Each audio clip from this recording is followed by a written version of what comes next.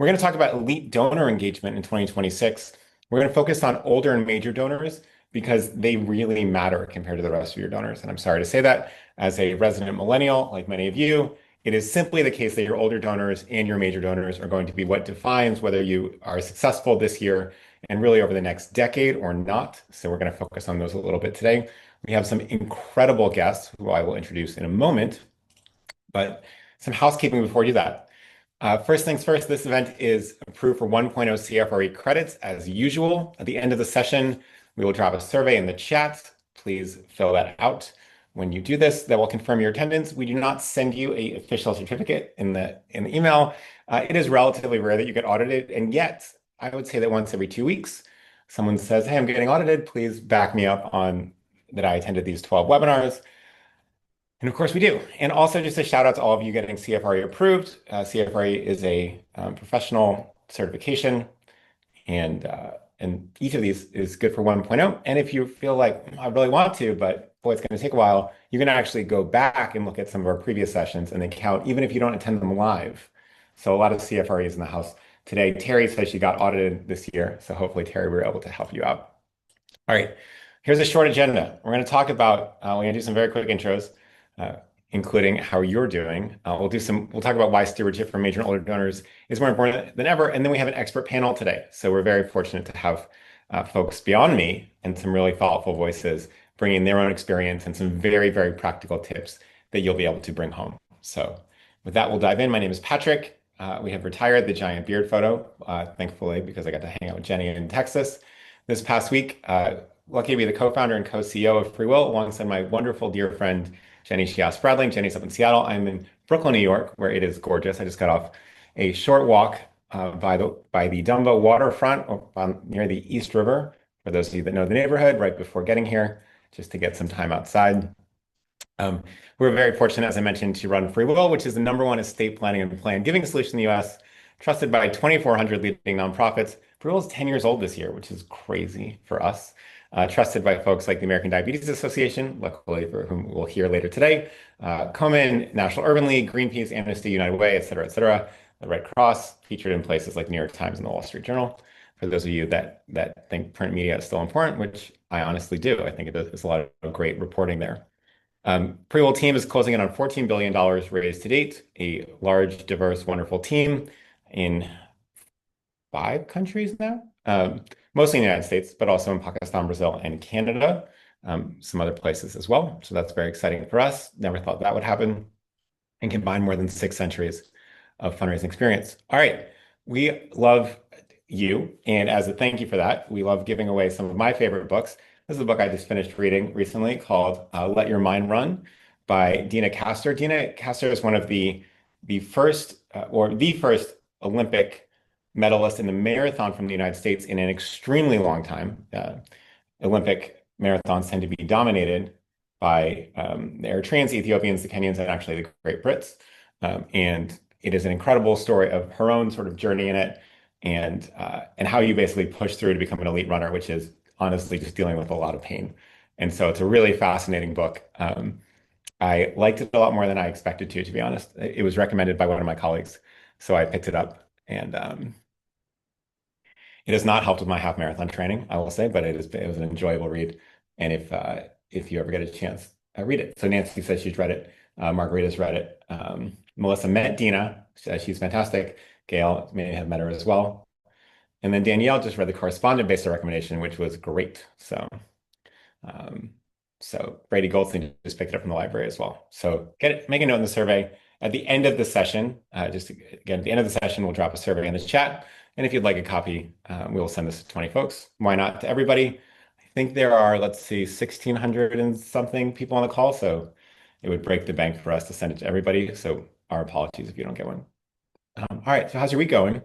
Look, generally people are in a great place. It is spring. We're feeling relatively good, despite one might argue a relatively full news cycle right now. Since we've last checked in, a lot has changed in the world. So good to see that's all going well. And then in terms of bullishness around hitting our goals, this is one of the highest weeks we've recorded in a year. So it's actually the second or third highest, depending on the rounding, that we've seen in 52 weeks, which is really great to see. So folks are very bullish. Slight dips in the stock market this week, but overall just very strong market performance year to date and certainly over the last 3 years. So you have an enormous number of appreciated assets and folks looking to give, which is very exciting. All right, so let's talk about why stewardship for major and older donors is more important than ever in 2026 and why we've asked you to come here and why we've asked our experts to come here so that we can really dive in. So look, major donors and those folks we say 5 to 50K and above represent 3% of all donors, but 25% of all charitable giving raised. So it's a very small portion, but obviously a huge uh, superset. And then 50K and up represent only 0.4% of donors, and yet 52% of all donors raised, of all dollars raised, excuse me. So folks over 5K are giving 77% of all money combined. Micro donors make up 51% of the donor base, but are declining the fastest, falling year over year. And it's given become more concentrated, effectively engaging and stewarding your major donors becomes absolutely vital. This is incredibly important. It's why we've been preaching a whole bunch of areas around stewardship, around non-cash giving, which is really squarely in the wheelhouse of these folks. And as a way to hit your goals, it is pretty rare, with some exceptions, some of you are on the call, that folks can really hit their goals just through these $0 to $100 gifts. So really important topic as we go. Why do we talk about older donors? Well, baby boomers are the wealthiest generation by a huge amount. Much of that donor capacity is concentrated among older donors. 40 to 50% of all wealth in the United States is held by people over 70, which is crazy, right? And yet true. According to Haber Analytics, about half of that wealth is tied up in cash, bonds, stocks, and mutual funds, and other in retirement accounts. And it becomes increasingly important for us to be able to help folks give through their wealth, but also to feel deeply connected through our work. Right. When we look at what's owned by people over 70, you can see the rising amount of real estate, amount of assets, amount of corporate equities and mutual fund shares, home mortgages, to say nothing of IRAs, right? But overall, now look, some of this is increased concentration among wealthy. A lot of it, though, is an increased number of folks over 70, right? So the demographics are very different compared to what they used to be. Beth asks if we're going to send the slides in the recording after, and yes, we will. So feel free to take as many notes as you like. Some of you have welcomed your AI note takers to the call, but we will send this to you after the fact as well. All right, so that's setting the stage, but let's dive in and hear about some actual solutions. So first, we're welcome to have Shaw-Chin Capps, who's the president of the CBS Foundation. I'll speak more about her in a moment. Chief Development Officer of the Cooperative Baptist Fellowship. Also, Ben Keesey, former Development and Partnerships Director at the Center for Action and Contemplation. From the same organization, we have Danny Torrance. So great to have Danny here. And lastly, we have Sue Dishart, my dear friend, who's a Plan Giving Officer at the American Diabetes Association. So glad to have Sue here. Just to dive in a little bit more before we welcome these folks, Shaw-Chin Capps, president, as I mentioned, of CBF Foundation. At CBF Foundation, she provides strategic leadership and management for a faith-based nonprofit with total assets totaling $78 million. So she has a lot of donors and a lot to steward. CDO, she works with individual donors to raise annual gifts, major gifts, and legacy gifts with partner churches to raise congregational support. She's a graduate of the Baylor University and the Carver School of Social Work at Southern Seminary, and she lives in Atlanta, the great city of Atlanta, along with some of you, with her husband, Paul. Ben, so please join me in welcoming Shaw. Ben, former Development and Partnerships Director at the Center for Action and Contemplation. He led the development team for 10 years and just recently departed from there. He developed a contemplative approach to fundraising and financial stewardship in alignment with a formal financial philosophy to guide CAC's future growth, which is really exciting. Previously served as the executive director of Invisible Children, and so has a lot of great experience from there, and lives in San Diego, the great city of San Diego, where many of you are, with his partner Tiffany and their 4-year-old son Cassian. So welcome, Ben, as well. We have Danny, also from the Center for Action and Contemplation, focuses on creating mission-aligned donors experiences and framing giving as a spiritual practice. Has a master's in applied positive psychology from the University of Pennsylvania, so we'd love to hear more about that. He completed his mindfulness-based stress reduction teacher training, so we'd also love to hear more of that for those of you and us that are stressed. And he's based in Philly, the city of brotherly love, and loves coffee and long runs along the river trail, which don't we all? So excited to have Danny as well. And lastly, but not leastly, we have Sue Dishart from the American Diabetes Association. She leads the plan giving there. She builds a national pipeline of legacy gifts that support a $150 million annual budget. So you can imagine she has her hands full as well. She previously worked with guide dog organizations in New York and California integrating major and planned giving. She began her nonprofit career with the beloved Girl Scouts, serving as the VP of Fund Development and Partnerships for Girl Scouts Heart of the Hudson. She's an active member of leading planned giving and fundraising groups, including CGP, which many of you are part of, ACGA, which many of you are part of, AFP, which many of you are part of, and PPGNY. She's a lifetime member of Girl Scouts of the United States, which is all sorts of wonderful. And so many of you will be going to AFP in San Diego coming up. So as will I, by the way. So let me know if you're going to be there, and I'd love to see you. All right, so we're going to pull the screen down for a moment, and we're going to get right into it. Welcome the guests to join. Thank you for uh, delaying your video appearance, but we're so excited to have you all here. Welcome, Danny. Welcome, Sue. Welcome, Shaw. Welcome, Ben. We're delighted to have you all. Sue, I realized on the slide we didn't have where you are located, but I believe you are not that far from me. Where are you in America right now? I'm in Connecticut, so Great. having some sunshine today. Amazing. And what part of Connecticut? New Canaan. New Canaan. Beautiful. Okay. I bet Yeah. the odds are we have at least someone who was raised in New Canaan or in New Canaan right now on the call. Sue, you're off mute. Let's just dive in and start with you. How does your organization define and prioritize older donors with your broader fundraising strategy? And how has that changed over the past few years? Um, well, we're an 85-year-old organization. So some of the donors started with us when they were in their 20s. We've got a lot of very committed, loyal donors. So that's one thing. We have the ability to track those committed donors. Some of the people started as volunteers in the organization, maybe helped out as a doctor at a camp or something, and now they're older and have the capacity to give us some major gifts. So tracking them when they're young and just hanging on to them is a key.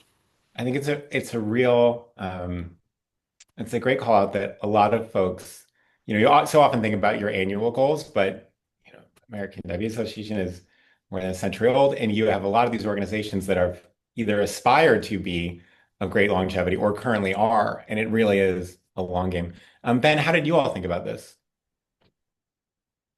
Somewhat similar. The Center for Action and Contemplation was founded by Richard Rohr, a Franciscan author and thinker in 1987. So it's been around 37, 8 years.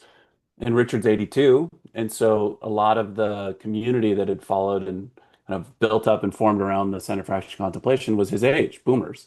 Mhm. So it's really interesting. When I got in the role about 10 years ago, being a 32-year-old, it was important. It was one of the early experiences that I had of stepping into an organization that had been 2.5 decades before me, working with some donors that have been giving significantly to them, that have all this organizational history that I don't have.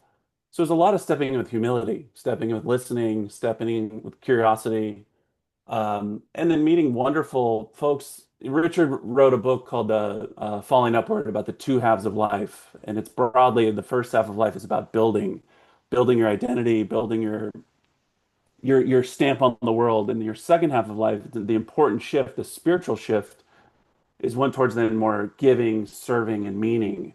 So thankfully, that those are the kind of donors that I get to spend a lot of time with, is folks that are exploring what does responsibility, generosity, and stewardship look like in the second half of life.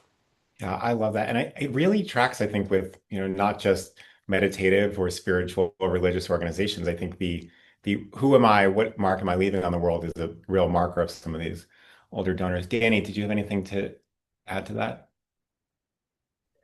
Yeah, thank you. Great to be with you all so much. Yeah, I think the other thing that I would mention is that we've had a great fortune of being able to think about our stewardship in the lens of our Franciscan tradition. So thinking about building our fundraising efforts and practices that not only support the organization, but support the spiritual foundations and the lineage and the legacy of our donors, and inviting gifts that are made in the spirit of generosity, of freedom, of joy, and really cultivating that type of partnership. Yeah. And Shaw, I'll ask you the same question. How have you thought about defining and prioritizing older donors within your work? And you also come with this, spiritual back to the work. Yeah, CBF, Cooperative Baptist Fellowship, we are a faith-based organization, much younger than the American Diabetes Association.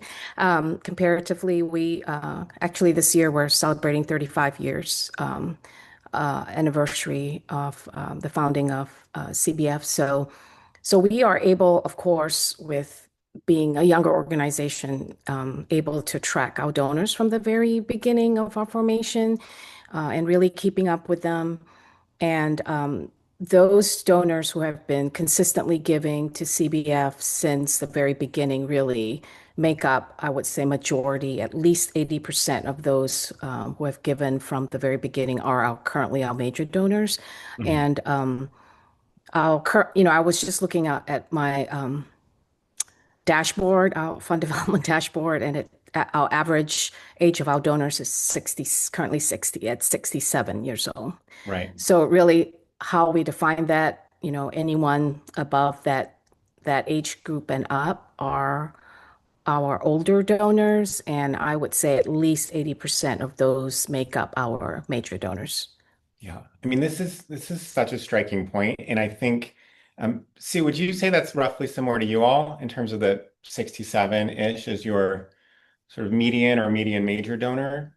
Um, Yeah, I'd say that's really close to what our major donor age is. Again, we do get, the people that are high in their corporate end or maybe have some life event where they have a big lump of money that they want to be charitable with. But a larger the group are I'd say at least over 60. But for planned giving marketing, we skew to the 70 and Even older, over. right? Yeah, I Yeah, mean, even a little older.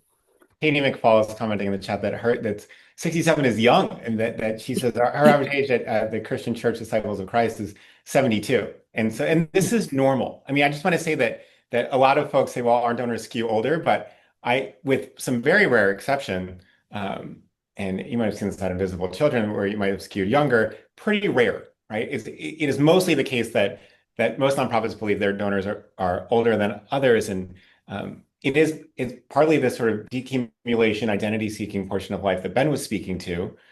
And, Einstein said the most powerful force in the universe is compound interest, right? And so it turns out that if you've just been investing for 40 years instead of 30 years or 50 years instead of 20 years, you're just a lot wealthier and your house is paid off and all that stuff. And so it has always been true that older folks tend to be wealthier than younger folks on average. And yet we also just have a lot more older folks than we used to. Right. And so we don't have the slides to pull up here, but the number of Americans over 65 has tripled in the last 20 years. And so if you get good at this demographic, it just means so much more. Let's dive in. I mean, I think you're in this interesting dynamic where a lot of people think that, older donors and digital fundraising are opposites, but many of you have been successful with that. Ben, what have you seen in terms of in a digital fundraising environment? How do you meet older donors and how do you keep the personal touch while also potentially using the value of scale and able to reach more people? It's all delicate, Patrick. Yeah, I'm tracking, and you make that joke about invisible children, and that's totally true. Yeah, for Yeah. 10 years before working with Richard Rohr in the CAC, I was the executive director of Invisible Children, where we primarily raised money from high school and college students, several $1 million a year from high school Right. kids, which is super rare and very different, very different. Um, you know, there's so many things I could say here. There's a lot of layers to it, but in my experience, the comfort with Zoom was actually really helpful here. This is a tech, small thing, but as a fundraiser and as someone that, pre-COVID spent a lot of time trying to connect with people and our donors over coffee and, like in person, the ability, the comfort level that I experience now of folks of all ages, to invite a Zoom call and to be comfortable with the technology was a real game changer. So I lean on that a lot. I mean, I have friends now all over the country, that I've gotten to know that have become major donors that I've only connected like this, and we feel very tight and close. So I think there's that ability. The other thing though is, the CAC, we do have in-person events. So we have an annual conference in Albuquerque. We have small retreats. We actually built the kind of the cornerstone of our major fundraising program is a on-site 3-day contemplative retreat experience in Albuquerque. So if you can blend those, if you can have one moment where you are together, you are face to face, you can have that exchange of energy, then sustain it through virtual gatherings, which Danny has led, one-on-one conversations, which in relationships more that I've done. That blend worked well for us. Yeah, Danny, I'd love to ask you about those virtual gatherings because I think some people have done that well. Some people really struggle with virtual events. What's gone well and what makes those work compared to, and maybe you've actually failed at some too, which would be helpful to hear about. Maybe you haven't, Danny, but what makes a virtual event or a virtual gathering useful? Yeah, thank you, Patrick. So we started facilitating online virtual events a few years ago, starting with our monthly recurring donors, and kind of expanded to include a lot of just our frequent, consistent donors as Mhm. part of that community.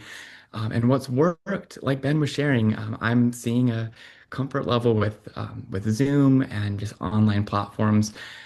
And it's an opportunity for folks who often feel that they're kind of giving in silos or looking for more ways to connect, not just with the organization, but with their peers, with a community to come together. And in our community gatherings, we've usually split the time between doing some teaching, sharing important updates from the organization, helping donors get to know our staff, and then going into breakout conversations. And those have gone really well.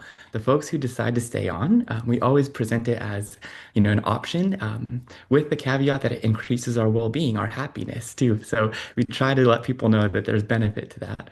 And we often hear that folks really enjoy it. It's one of their favorite parts. They get to meet other like-minded, like valued folks and feel like they're a part of a community. Yeah, that's really great. Katie asks whether we can share a run of show at some point, so maybe we can connect with you later and pull some of that. But I think one thing to really pull out is in every event, people don't just want to hear from you, they want to connect with other folks. And so if you can do that in breakout rooms, if you can do that in a very interactive conversation, part sort of what's happening in the chat now, or when you do that in person as well, making sure there's time for conversation and not just broadcast. Shaw, what have you seen in terms of using digital fundraising to connect with older donors and steward them? Yeah, some similar experiences related to what Ben mentioned about Zoom. Certainly, we have found that our older major donors are much more comfortable with Zoom now than ever before. So that in some ways makes it more accessible when it comes to visits, right? We don't always have to, especially when budget's tight, nonprofit budget, when it comes to travel and all. We have found that they're very very open to meeting us over Zoom and really enjoy the visit via Zoom. Emails also, I find there's comfort. I mean, there's a level of comfort in doing emails. So we've certainly utilized that. But one thing I do want to, but there's also all the other more traditional ways that older donors like handwritten notes that we still do. Mails, as much as people hate the mail, we can't get away from that. That's one thing that they still like to receive in their mailboxes, right? But one thing I would say is when it comes to digital strategies, as long as digital strategies are implemented within the context of relationships with these donors, I think to me, that's the key. And it's interpreted and seen very differently and perceived much more positively when you have a relationship with these donors. So really investing the time in cultivation of that relationship is going to be super important in order for any kind of digital strategy to actually work with this population. Yeah, I really love that. Sue, how do you think about this? What's been the most exciting thing you've seen in digital usage? This is a really great panel. Yes. If I'm going to answer fourth, pretty much everything's been covered. But I agree, it's having a strategy. And even if you're doing something digitally, like an email campaign or whatever, always make sure you have that contact us with options for them to email you or phone call. Mhm. I got a lady the other day that called because we had a 1-800 number and she didn't want to have to dial a toll number. And that goes way back to when there were actually toll numbers. So Wow. sometimes just understanding that. And then when we were interviewing for a new position, one of the questions was, do you live near a post office? And how's your handwriting? Hmm. Because as much as we try to get digital, Nothing beats a handwritten note. And if somebody says, "Can you mail me something?" You better put it in the mail today because they're going to be waiting for it. That is it. It is so, so valuable. I want to connect two things. One, this handwritten note, which I'll come back to in a second, and Danny's point, which is they expanded their reach of who was invited. I find, we're largely focused on stewardship right now, but in terms of donor engagement and even activating donors, um, one of the most counterintuitive things that we've seen to be really effective is preemptively thanking people. So let's say someone hasn't been a donor and just being like, and you could send them a note that says, "We just want to thank you for being on our email list all year and being a supporter and for your interest. Just thank you so much. It really means a lot." And the preemptive thinking, the preemptive sort of stewardship, stewarding them as if they were a major donor, often can create the second half of that being true, as opposed to waiting for that massive step before you treat them. So if you have someone who you think has capacity, or or even just has longevity and maybe could up level with a non-cash gift or potentially a planned gift, and frankly, most of the donors that you have who are over 65, 70 will be very strong planned giving donors, especially if they have they don't have to be giving you more than $20 a month. As Sue, I'm sure you know there are folks who've never given you money or given you $15, but they have a house outside of Boston, outside of DC, outside of New York, outside of Phoenix that, was purchased for $50,000 in the 80s and is now worth 10 times that or 20 times that. And it's so valuable. But really thinking about this, um, preemptive thinking as a strategy and expanding stewardship to sort of the way you wish they were involved could be really useful. Sue, I'm taking notes like many of you. I wrote down this have a 1-800 number, which I forget because I know I don't pay for long distance calls, but I assume that having 1-800 number is not very expensive anymore because they're not in demand. And so having it is just an extra signal to folks who are really raised in an era of expense for long distance, which I haven't thought about 1-800 numbers in a long time, and I'm guessing that many of you haven't. Um, so that's a great point. It makes me want to have one for FreeWill as well. When you think about, actually, there was one question: is anyone using FaceTime over compared to Zoom, or is it mostly Zoom to set appointments? Zoom across the board? Yeah. Yeah. That sounds great. Very helpful. When you think about uh, educating donors, and now we have new tax policy that's affecting a lot of your donors. We have an increased limit for QCDs, which I think is now 111,000. And a lot of folks who are turning 70 and a half have never even thought of a QCD or don't know what it is. And suddenly they're eligible for this extremely special, extremely tax efficient way to give. Shaw, how do you think about educating donors, and what role does education play in your strategy as you think about these folks? Well, it certainly does, and it's actually part of our fund development calendar. Is we insert at least 2 to 3 times a year where we have just educational pieces around tax Mhm. smart giving, no ask, and just for we're a FreeWill partner, so we Mhm. are your a client Indeed. of FreeWill. So you all have helped us a lot in terms of providing really helpful turnkey resources when it comes to the education piece. So we're able to customize, tweak that, but it's just been immeasurably helpful to have you all's help with the messaging of that. But the educational pieces I find have been very well received, especially for our older donors. And for example, we did a guide, just a tech smart giving guide, that basically gives them this is a resource for you to keep as opposed to, for your all your charitable giving, not just talking about CBF or CBF Foundation, but keep it, put it somewhere. It can come in handy, that kind of messaging. They appreciate sort of, us thinking about them, and it's purely educational with, again, no ask of any sort. So we actually built that into our calendar each year to provide those educational pieces. And then other times of the year, just simple emails reminding them, during like tax season, reminding them about those tax smart giving, using kind of the times of the year as a jumping board to thinking about tax smart giving is has been sort of the rhythm that we've built into our calendar. Yeah, this is great. I want to put a big highlighter around this portion of the last 90 seconds, 2 minutes of what Shaw said. I mean, one, if you can educate folks 2 or 3 times before end of year, you're going to see dramatic increases in giving. And we get to be able to see this across, 2,000 plus partners. And so it is unambiguously better to be talking about tax smart giving several times a year, 2 to 3, not 30, right? I mean, if you want to work it into some of your other emails and have a link to it, it's very important. But in terms of standalone education, 2 or 3 times a year, tax season is a great time to do it. It's coming up. We're 35-ish days from tax filing. Put that on your calendar. Just do that. Go back to your boss and say, Shaw told me to do this. Can't miss. The second is this permanent giving guide for any of your giving. And so especially those of you that come from a religious tradition where you're often maybe the most commonly given to place, and people are giving to their college annually or biannually, semi-annually, but they're giving to you weekly or monthly or what have you. Huge role to play here, but also the rest of you as well. So this idea of just educating for any of your donors, any of your giving, what that does is it reduces defensiveness for the donor because, I'm being helped for any of this. It's not just Shaw asking me for money again, right? And it makes them very welcome. And this idea that they're holding on to it is super valuable. Ben, how have you thought about education?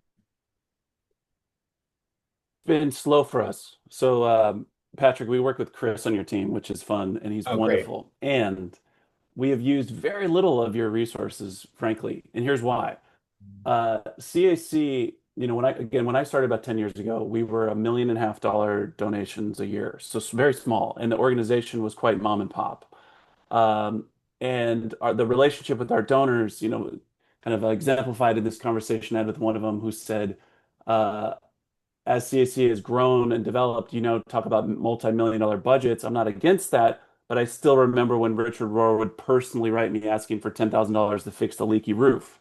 So it's like our organizational culture was very underdeveloped professionally and underdeveloped development wise. Mhm.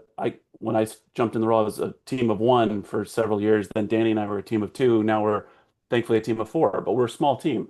So with our donors, we've really slow rolled anything that would come across as like a major change to the culture of our fundraising because we believe that the best fundraising is when the insides of your organizational identity and DNA match the outsides. And Yes. so they need to experience from us, and we need to be as congruent with Father Richard's teaching, external teaching around non-dual contemplative spirituality as possible. So that the mindset for Danny and I is how do we be so loyal to our primary relationship with our donors, which is to support their personal spiritual development, because that's the mission of our organization. So how does fundraising never step past the mission? How do we deeply embody the right mindset as a kind of the sacred duty of a fundraiser? Someone in the chat wrote about the spirituality of fundraising. It's a little Henry Nouwen book that was really impactful for me. And so how do I just bring that the right mindset of my deep loyalty is to support people, to support their journey and their stewardship. And then from that place, we've just dripped little content around QCD giving, estate and plan giving. It's kind of in the footer of emails. It's not the front page. So I don't know, maybe we've been too cautious. Danny, I'd love your thoughts on this in hindsight, but we've definitely taken a more gentle or delicate kind of approach to this. Yeah. Danny, what do you think about that? Yeah, there's a lot I could share. But what's coming to my mind right now is um, so a few things. One, what's been exciting is we have seen a pretty consistent increase in QCD gifts. Last year we had more stock gifts than we'd seen in the past. DAF giving is going up, so I think it's working. And at the same time, Patrick, I just wanted to say I love what you shared about thanking donors kind of as if they were major donors. Just that philosophy of leaning in with gratitude has been a big part of our strategy. So even in our end of year giving, our gratitude email, it's 90% appreciation, 10% if you'd like to make an end of year gift. These are the ways that you can. And even just that subtle introduction of other ways, non-cash ways that could give, I think has supported some of our efforts there. I love that. I want to call out this idea of $10,000 to fix the leaky roof as like peak fundraising, right? There's something that's basically saying it just almost what that donor is saying, Ben, is, and you probably feel this as well, is like it used to be so real, so visceral, right? Like the roof is leaking, give me $10,000 to fix it. And that's really what we're striving for, even as we reach the size of the American Diabetes Association, right? It's like, look, we're going to expand it to one additional research grant, and this is what it allows. And, specificity creates, you know, just such power and connection compared to the relative abstract that a lot of fundraising happens. It doesn't have to be, sometimes people get lost in but I want unrestricted giving. I'm not, Heifer International where it's, I pay for one cow gets delivered.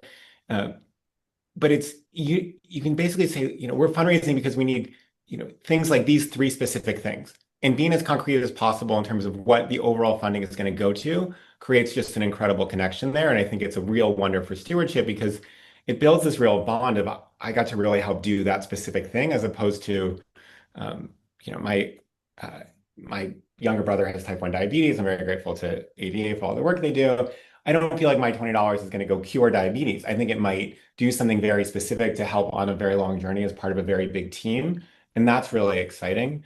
But Sue, I'd be curious how you think about this as well, in terms of how do you educate donors, both about sort of tax smart giving, but also in terms of what it's actually meaning to give to the ADA in a very, very large, relatively old organization. Well, Patrick, we'll take your $20 and we Yeah. invite you to join in the fight to find a cure. Yeah. So Thank you. any penny helps.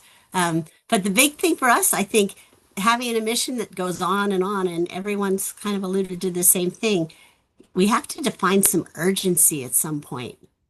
Our roof's not leaking, but if you don't tell somebody we need your money today, so in tying it back to cash smart giving and assets, sometimes you have to remind people that it's going to be December 15th in a week. Hmm. Maybe you want to talk to your stock person now because we'll be closing our offices and it'll be hard to get you that gift in this year. Or it's going to be April 15th. You're going to be meeting with your accountant anyway. Maybe you could take this paper and talk to them about how you can give more next year through Hmm. tax smart giving, or, it's your IRA. It's a new year. You now have a QCD and, an RMD that you're going to have to do. Maybe you want to start thinking about it now instead of December 15th. Yeah. So creating urgency just through different timelines is a good thing, or celebrating anniversaries, things like that. So we try to tie the education in, like you said, all year long, but finding ways to create what your mission. I don't want you to think that your gift is just going to go into a big pot and won't help make a Totally. difference. So we want to make sure you know that it will. Yeah. And Sue, sticking with you for a second, Danny said he's seeing a general rise in QCDs with some of their older donors. Are there gift types that you all are seeing more of, whether you personally or the organization, whether it's stocks or donor advised funds or bequests or something else? Is there I a did a rise whole in report trend? when I saw this question in advance. I'm Okay, very excited. great. We've seen like a 400% increase in IRA giving from 2019 till now. A Wow. lot of it is we're getting better at tracking it all. But if Hmm. you think about it, in the mid 1980s, there were some laws that pensions went away and everybody started using 401k and matching gifts. That same time, personal computers were happening. Yes. So you have 40-year-olds at the prime of making money, investing. People could actually pay off a house then. They're 75 now. We're calling these tech savvy investors older donors. So making sure that they know that they can give smart and have access digitally, have the information on your website, make sure that they can call someone, have things ready to email them to.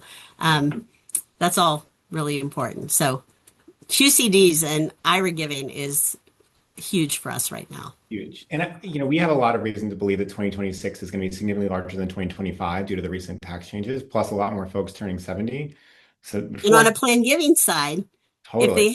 if they're giving from their IRA, that means that could be an asset they could leave to us as well. So we put Yes. them into the marketing stream. This is such a good point. I think people underestimate how important that shift is from pensions to IRAs in that time period, for planned giving in 2026, right? Pensions feel so distant in the past. How can it be relevant today? Well, it's like two of the biggest things happening in giving right now are the switch to pensions in the 80s and the end of World War II in 1945, which created the baby boom and is creating planned giving. I mean, it's wild how history rhymes and really shapes philanthropy from, not quite the distant past, but certainly what might not be top of mind today. A lot of people, what's happening in planned giving right now? They say, oh, AI, maybe donor advised funds. You're like, well, the stuff from the 80s is finally mattering. The stuff from the 40s is finally mattering in planned giving. And so it's hard to imagine that, Japanese foreign policy mid-century is shaping planned giving in 2026, but it turns out to be true.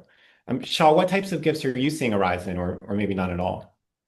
Yeah, definitely. We've seen a pretty significant increase in QCD, just like Sue mentioned. Mhm. Probably not 400% was your number, Sue, but pretty significant.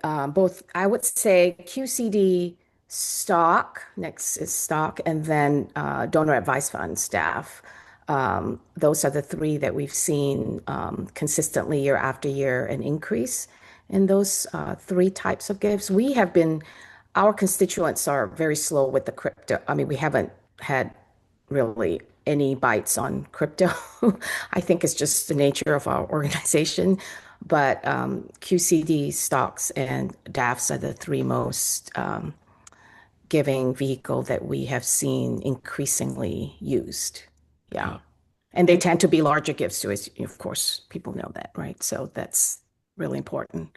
And larger gifts from the same people, which I think is Yes. what you're saying, but I want to double down on that point for everybody. If you can move a donor from a cash gift to a QCD, same donor, right? They don't magically get rich Mhm. at 73 um, or richer.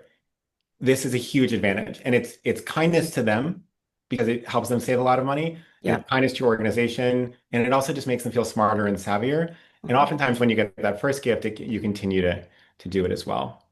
Um, Ben, as you think about the sort of rise of asset giving due to markets and demographics and tax policy, and just so I think general awareness, in part thanks to all the people in the big audience here doing a lot of work to share this education.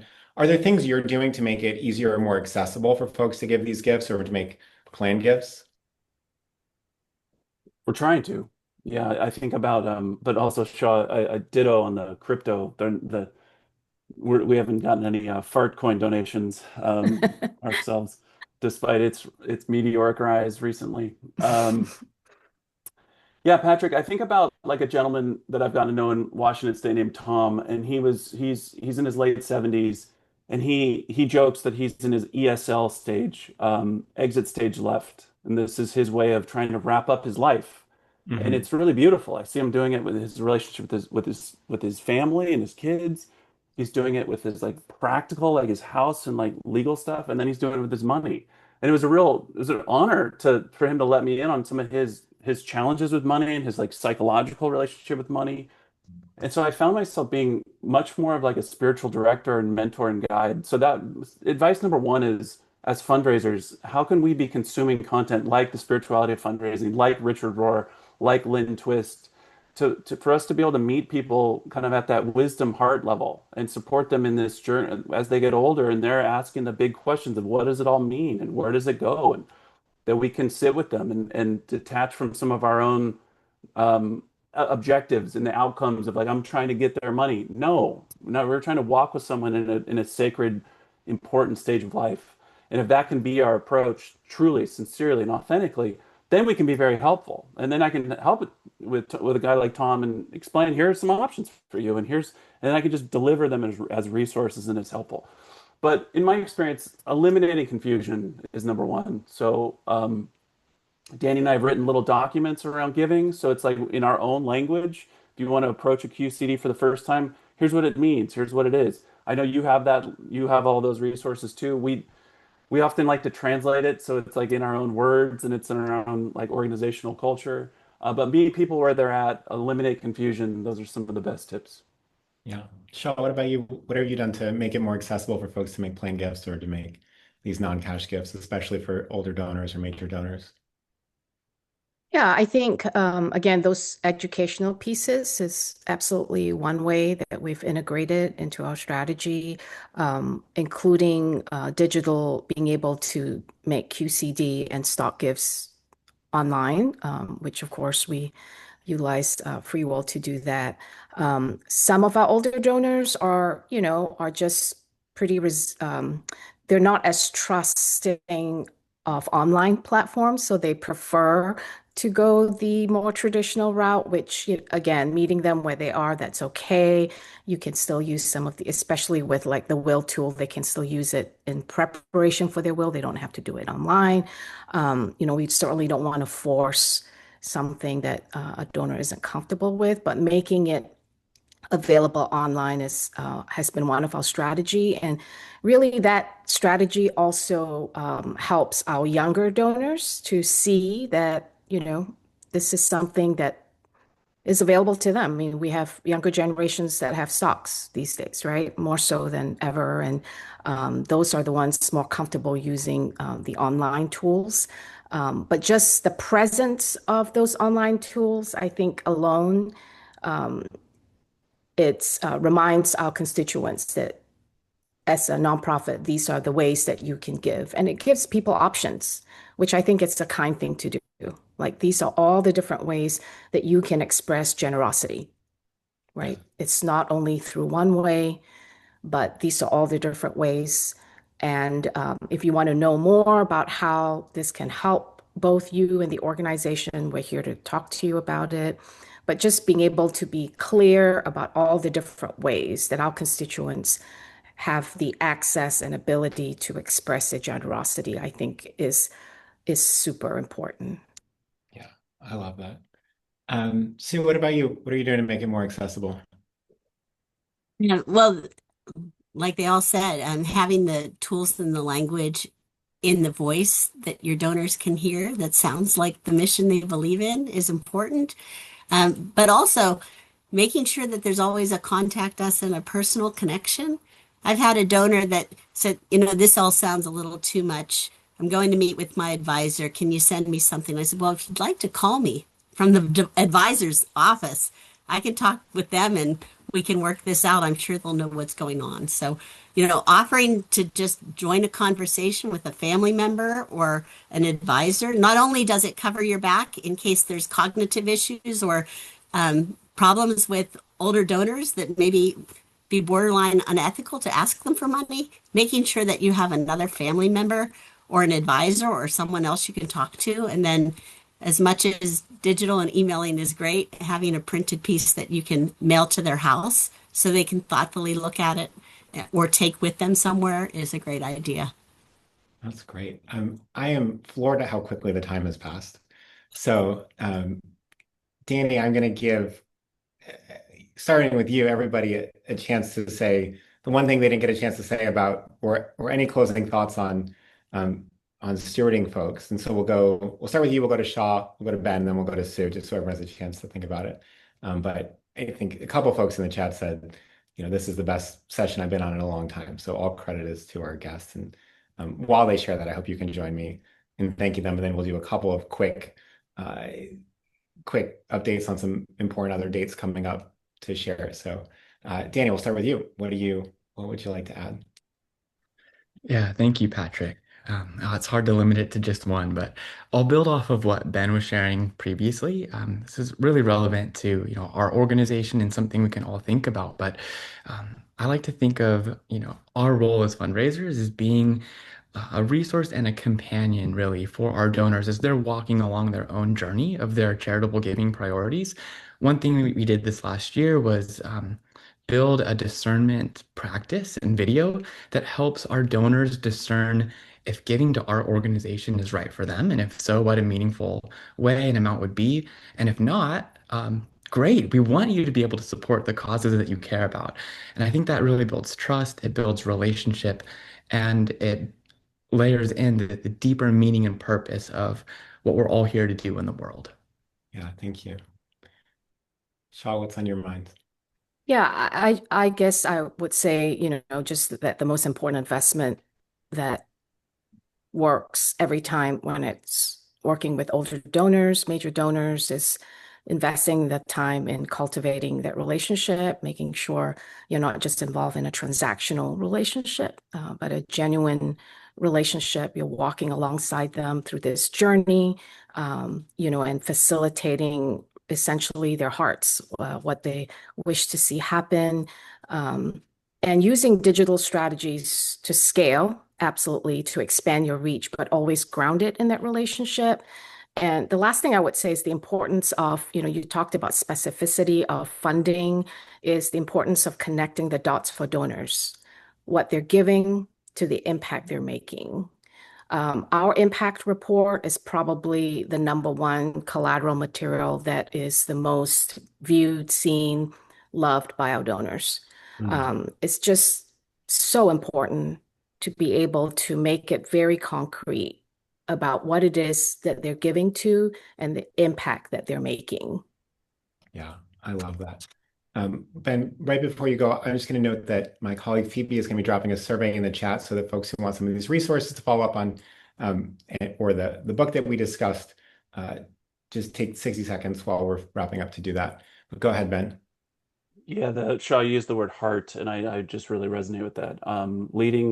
Leading with your own heart as a fundraiser is what I would offer in a time in which the world is hurting, in a time of war, in a time of deep pain, in a time of just unspeakable tragedy, and at the same time, unspeakable joy and beauty. How can we, just as fundraisers, work on our own lives and hearts and show up with that authentic spirit, invite that space, create that heart-centered space with donors in this sacred time of life so they can move money towards love and move an amazing amount of money towards love. Just doing our work ourselves. I think that'd be my last bit of advice. Yeah, thank you. Sue? Boy, so much love. So just continuing that process, making sure you're thankful. But the big thing is do not put all older donors in an older donor bucket. Everybody is individual. Some older donors are tech savvy and have a lot of resources and want to do what's right taxes. Some older donors could care less about taxes and they just want to make an impact and they'll give you their kitchen renovation money because they want to make sure you're doing something good. They want to see a difference in their lifetime. And some are okay to see the difference beyond their lifetime. But that would be my thing. Always be grateful and thankful for how their generosity can be given, but then find tax saving ways so they can give the most they can. Awesome. I'm going to share my screen again with a couple of quick announcements before we wrap up, just to make sure that folks are aware. This is the end of church, right? Couple folks said, Benny took us to church. Now we're doing all the pulpit announcements to get your calendars ready. One, if you haven't already, fill out the survey, please. Let Your Mind Run is one of the books we'll be giving away. There's also a lot of other great stuff in that survey, so please take a moment to fill it out. Two, on Thursday, we're going to do a deep dive on some technology around things like QCDs and stocks and donor advised funds. That's at noon. I will be there. If you'd like to join me, please come noon Eastern. And then, one small thing is that if you want to go deeper on stewardship, next month for FreeWill partners only, in part because there's a bunch of stuff specific to the FreeWill tools, we're doing our first ever stewardship summit. It's 2 days. And we have a whole bunch of world-class speakers. So lots of great stuff happening there. And then lastly, it's on April 8th and 9th, so mark your calendars now.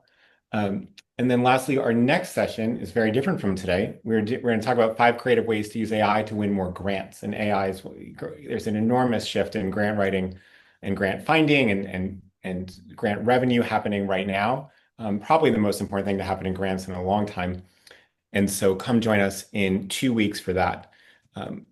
With that, I just want to say an enormous thank you to Ben, Sue, Shaw, and Danny, and then also to everybody here, not just for being attentive, but in terms of the level of contributions and thoughtfulness and ideas coming from the audience on top of the incredible panelists has been a real blessing to us. And it just blows my mind sometimes that we get to bring almost 2,000 people here today to talk about humble, thoughtful stewardship, treating our donors with extreme dignity and care and gratitude. I think all of you did an incredible job setting the tone for that, but also adding a ton of, a bunch of folks said in the chat, extremely usable, tangible, tactical. Oftentimes people will come away from something feeling good, and sometimes they'll come away with a couple of things they want to do, and it's rare to have both. And so I think people are going to be getting 1-800 numbers. They're going to be running virtual events in the spirit of Danny. They're going to be doing the educational pieces earlier in the year. They're going to be thinking about what is our equivalent of a $10,000 leaky roof that really brings the connection to the funding and the very tangible impact on our organization and the people it serves. And so honestly just couldn't have asked for a better session. And I hope you all are feeling really grateful. And too, as promised, there are definitely some folks from New Canaan on the call who gave you a shout out. I don't know if you saw that across the way, but thank you again to everybody. It's been a real pleasure. And we will see many of you on Thursday. We will see some of you in 2 weeks. We'll see some of you in April. Are any of you all going to AFP Icon? Yep. Sue, you said yes? No, Oh, okay. no, I'm going to the donor stewardship thing you're having in April, though. Oh, great. Well, come to that.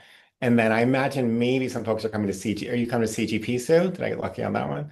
Yeah. No. Oh, all right. Well, I'll have to see. I'll have to just knock on your door in New Canaan then.